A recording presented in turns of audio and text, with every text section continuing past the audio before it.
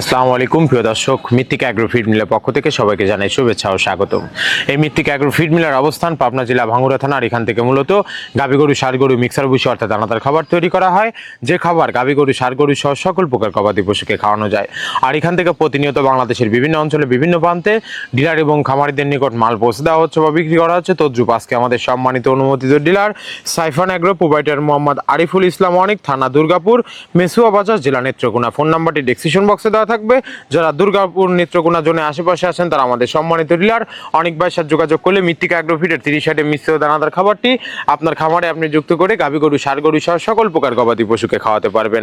আপনার খামারের জন্য খুঁজছেন উন্নত মানের মিক্সার গোখাদ্য, গরুর সুস্থতা এবং খামারের সফলতার জন্য প্রয়োজন সুষম মানসম্মত গোখাদ্য। আলাদাভাবে বিভিন্ন উপাদান কিনে সঠিক পরিমাণে মিশিয়ে খাবার তৈরি করা সময় সাপেক্ষ এবং ঝামেলার কাজ। আর এই ঝামেলা দূর করতে মৃত্তিকা অ্যাগ্রো ফিড নিয়ে এসেছে 30টিরও বেশি নির্বাচিত উপাদানদের তৈরি মিক্সার গোখাদ্য।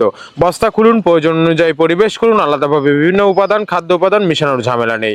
গাভী গরু, ষাঁড় গরু, বকনা গরু দৈনন্দিন সঠিক খাদ্য তালিকা সঠিক নিয়মে ব্যবহার করা যায় মৃত্তিকা অ্যাগ্রো ফিড মিক্সার গোখাদ্যতে। গরুর সুস্থতা এবং খামারের সফলতার জন্য আজই যোগাযোগ করুন আমাদের এই দেওয়া ফেসবুক পেজের ডেসক্রিপশন বক্সের নাম্বারগুলোতে যোগাযোগ করে আপনার খামারে আপনি যুক্ত করতে পারবেন মৃত্তিকা অ্যাগ্রো ফিডের 30 মিশ্রিত দানাদার খাবার।